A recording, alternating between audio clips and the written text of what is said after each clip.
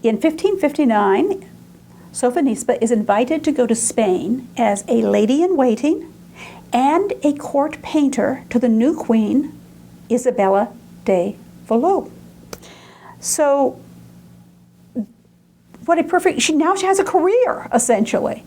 And it's wonderful because she can be both the aristocratic presence. She is Castiglione's lady of the palace, the female courtier, lady in waiting, and she also is a court painter to the queen, which is particularly nice because as a female, they have the queen can be taught and can be painted by a female. How very respectable.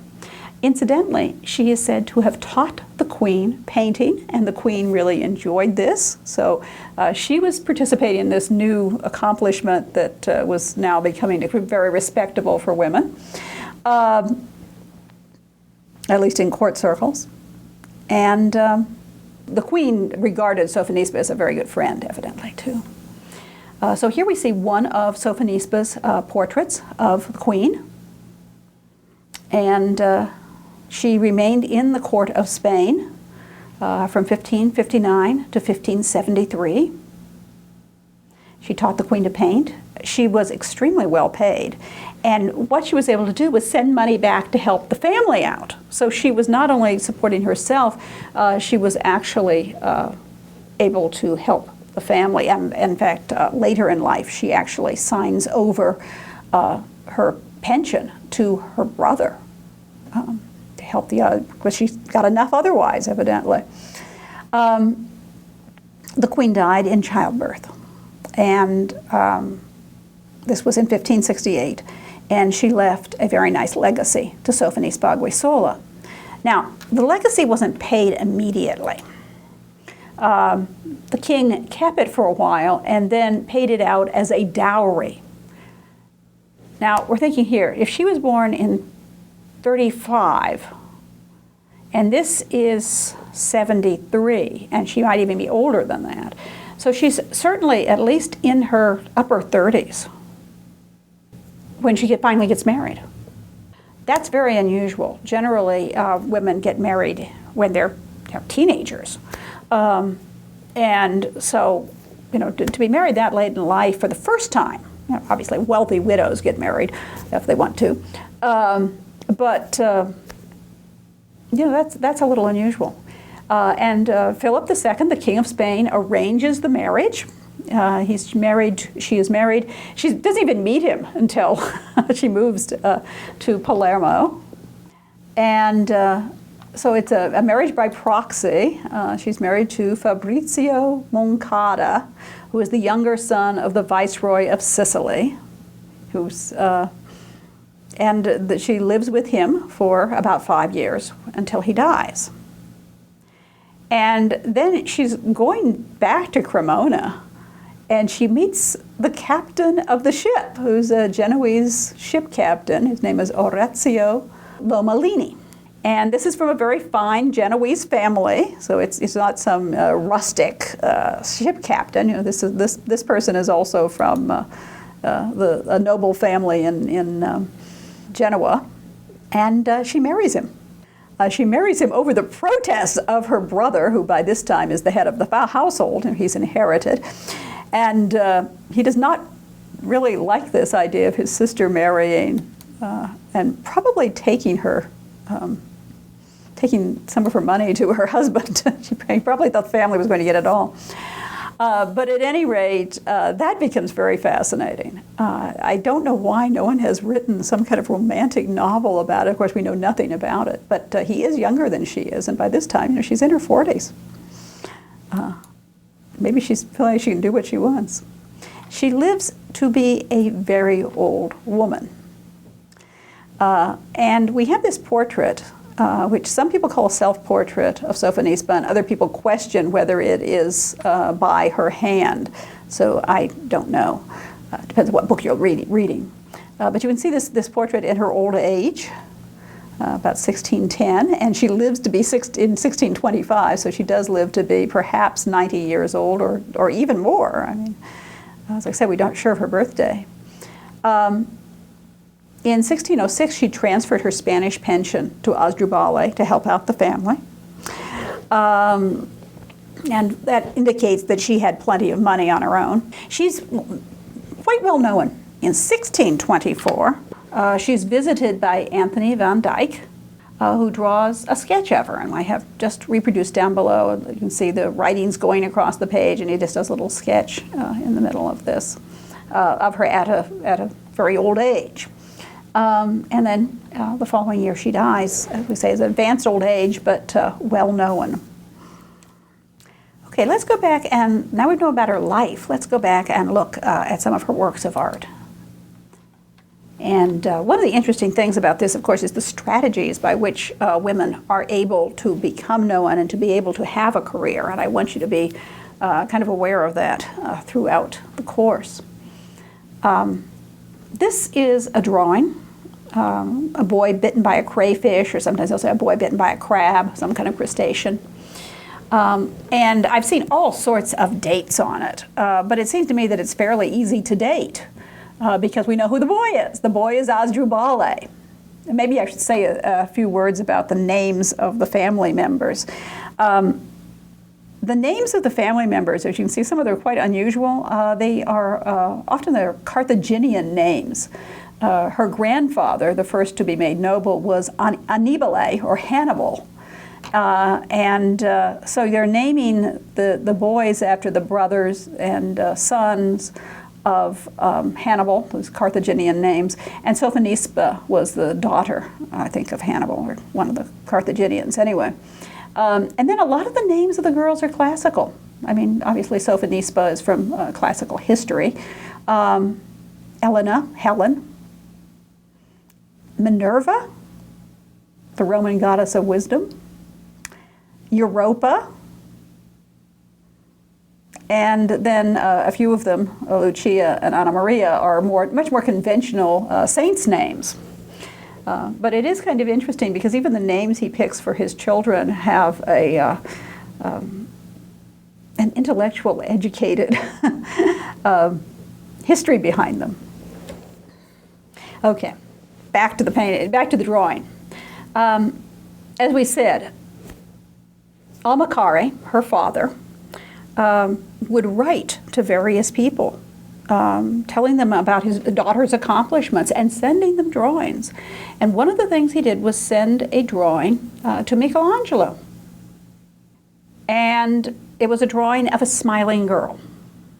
And Michelangelo writes back and he says, well, this is very well done. And then he says, well, he kind of gives her an assignment. He said, but why don't you draw a crying boy? Because, that's harder. I'm not quite sure why it's harder. I actually think that smiling is often harder than drawing crying.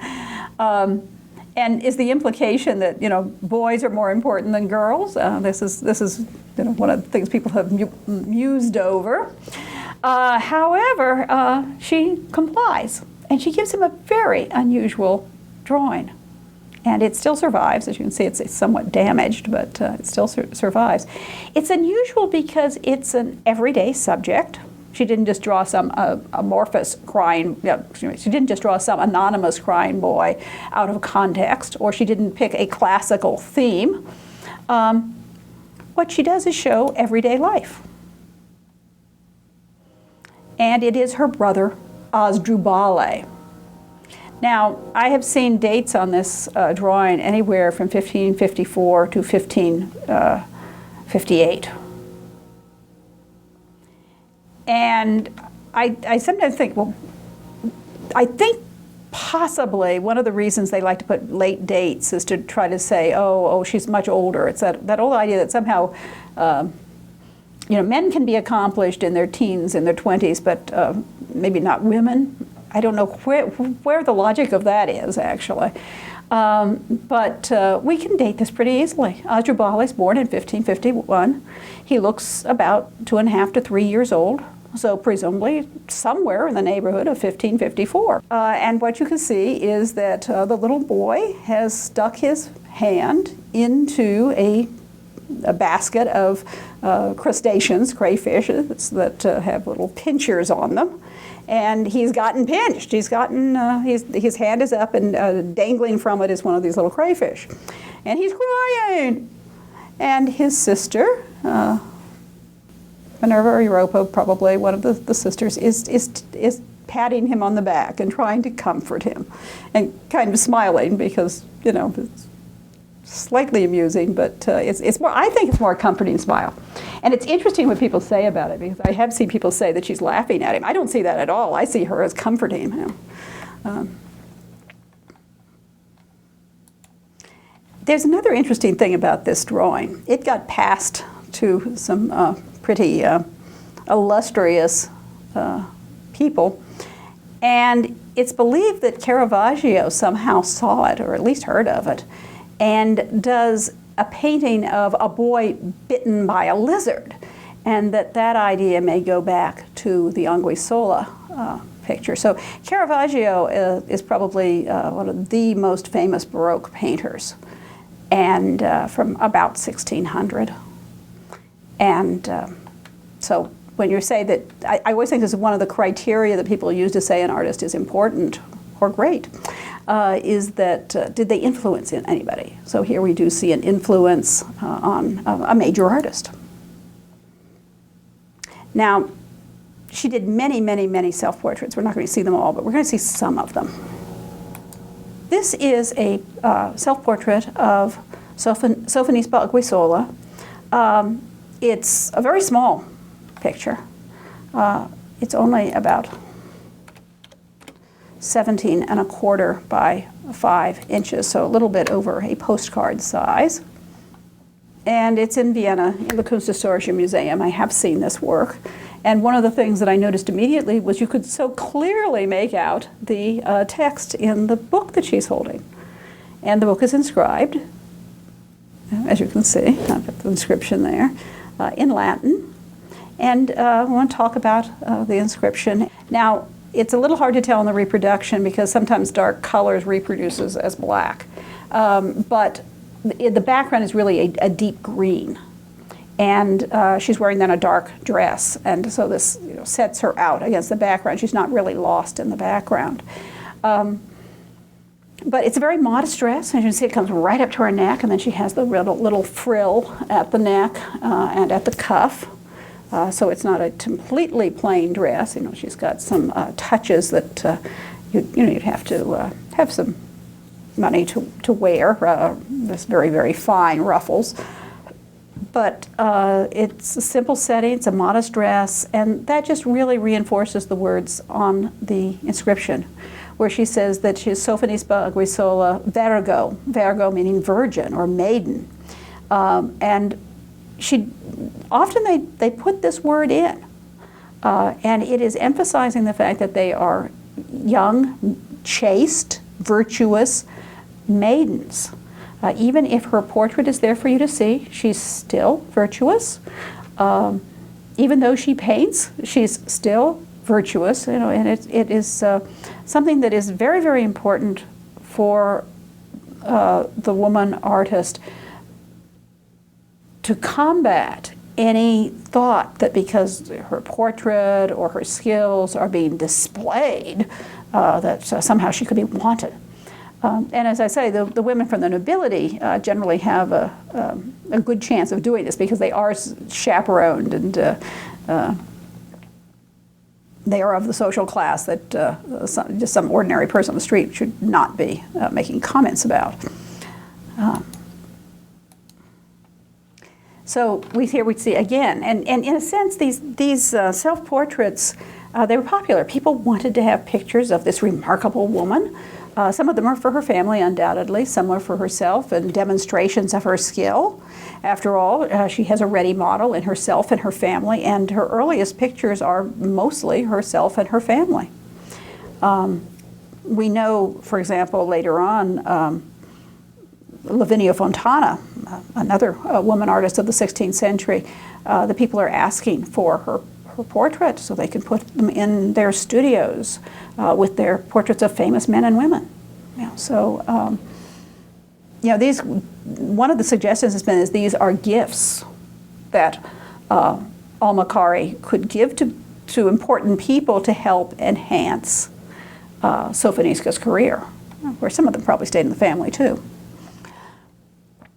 Here we see her even more obviously a painter. It's not just saying, I made this. In this case, we're seeing her actually creating a work of art. The self-portrait at the easel. And there are a number of versions of these. Some people think they're all by Sofonisba. Some people think they are copies after Sofonisba. One suggestion has been that perhaps one of her sisters, such as Europa, may have made a later copy. And we'll see one of the other ones as well. Once again, she's in modest dress. She's very calm and collected. She looks out at the viewer, and she looks very poised and very capable. She's in the process of painting a painting a picture of the Virgin and Child. And one of the interesting things, we said she usually is painting portraiture, but here, when you see that she's painting a Madonna and Child, that is asserting that she is able to paint religious subjects, not just portraits. It probably also refers to her piety. Once again, she's a virtuous young lady. And there's the Virgin Mother, and here the Virgin Painter, so perhaps a reference to that. Don't know that I've seen anyone say that, because obviously male painters who are not virgins are often painting Madonnas and Child, but when you have the juxtaposition, it might occur to you. The stick that she's holding that her hand is resting against is a maul stick.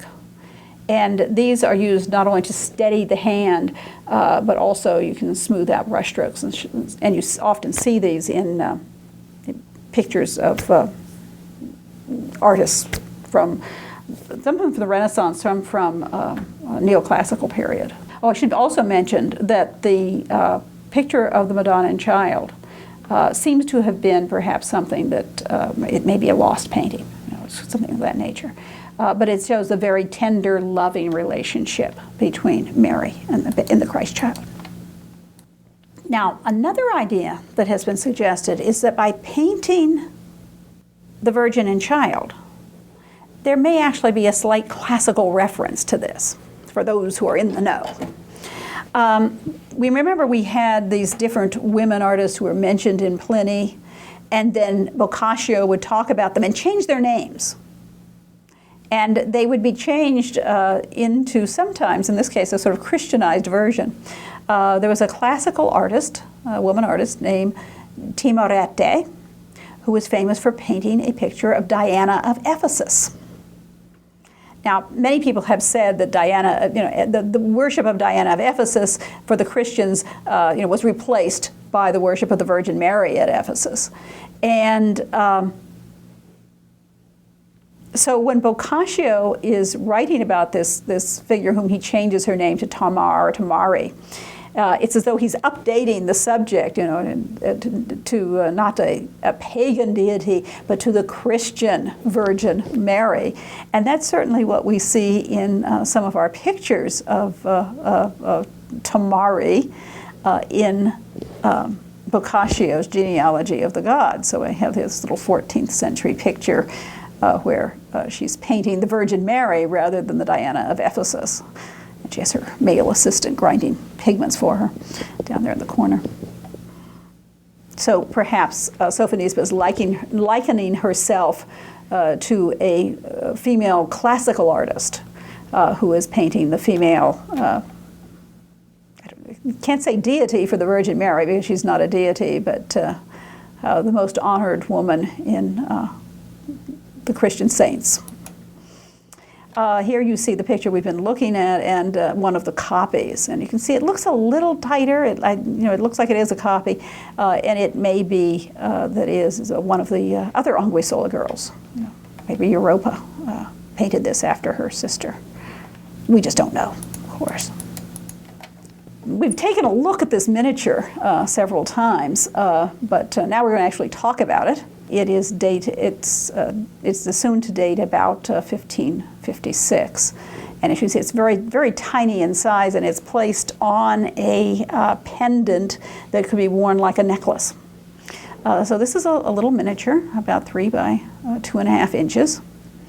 And the inscription would translate, and you can see it's she's holding up this big roundel. And there's an inscription running around the edge, and it translates, the maiden, Virgo again, the maiden Sofonisba Anguissola, depicted by her own hand from a mirror at Cremona. Now that's interesting, and we wonder if the idea of, saying it's from a mirror also reminds us of another female artist of classical antiquity. I'm never quite sure how you're supposed to pronounce the name, Ia. Probably someone knows better than I do. Who Boccaccio makes into Martia or Marcia, depending on your translation. And it is said that she painted her self-portrait using a mirror. So this is justified by classical antiquity to paint her own portrait. We also have some images of her playing the keyboard instrument, the Spinnet or the virginals. I think it's the same instrument, if not, they're closely related. We see here that that this idea of using the Spinnet has a couple of meanings that she's reinforcing. One is the idea that, of course, she is accomplished in music, which young ladies were supposed to be. That was true. Before young ladies were supposed to be educated, they were also supposed to be able to play musical instruments, particularly the keyboard instrument that became known as the virginals, because young ladies practiced on it. So there's this idea that this is the proper task, the proper instrument for young ladies. She's not playing a lascivious lute, for example, which troubadours or people like that could be playing. She's playing a instrument that you would see in the household and that young ladies properly play. I have not seen this painting, but what the texts were saying is that the paint seems to be more fluid and her skills definitely seem to be improving. This is another picture of her playing the Spinnet or the virginals. And she's obviously a little older now, and that's where the date comes from, trying to figure out a date by the potential age of the person, the apparent age of the person. And sort of hovering there in the background is this face of this older woman who is much more plainly dressed. And we'll see her again in another picture of Sofonisba's sisters. This is her chaperone. Our guess is that she might have been the children's nurse, and then as they grow up, she becomes their governess and their chaperone. But there is somebody with her. She's not all alone. She's supervised. And so we have, once again, that idea of this proper young lady who is very accomplished and above reproach. This is an absolutely remarkable painting. It has various levels that you can think about. It's a very sophisticated concept and definitely a mature style. It is by Sofonisba Anguissola, and it is a portrait of her teacher, Bernardino Campi, as he paints a portrait of her. So it's Bernardino Campi painting a portrait of Sofonisba Anguissola. So you've got all of these levels because the artist is painting a self-portrait, but she's doing it in the guise that her teacher is doing the self-portrait. So it's very, very interesting. Okay, we have a self-portrait within a portrait because, of course, Sofonisba is actually painting the picture, but she makes it look like Bernardino is doing. And Bernardino seems much more lively. He looks out at us. He's got another one of those maul sticks, which he's steadying his hand with as he works on the picture. What does this mean? Is it that, it's obviously paying respect to her teacher. And we know that she writes him. In fact, sometimes he writes him and he asks for things, and she's in Spain, and she'll write back and say, well, but she can't do that right now because she has other things to do. So she's she's become her own person. But there is the question here: is that Campi is the person who created Sofonisba Anguissola by being her teacher, her mentor. And yet, it's almost like the tables get turned a bit, because when you look at the picture, your eye is immediately drawn to the self-portrait, the portrait of Sofonisba, which really Sofonisba has created herself, even though she makes it look like Campi's doing it. And she is a larger scale than he is. She's almost a kind of iconic figure because, of course, she's supposed to be a painting, so she's not going to be moving. So it's really interesting. There is a homage to the teacher, but there's also a display of her own skills, and it's a nice balance. It's almost like now I am more. She's larger than her painting teacher. So it's a very interesting painting, and it's a really unusual concept. I mean, you don't usually see things like this at this point in history and art history.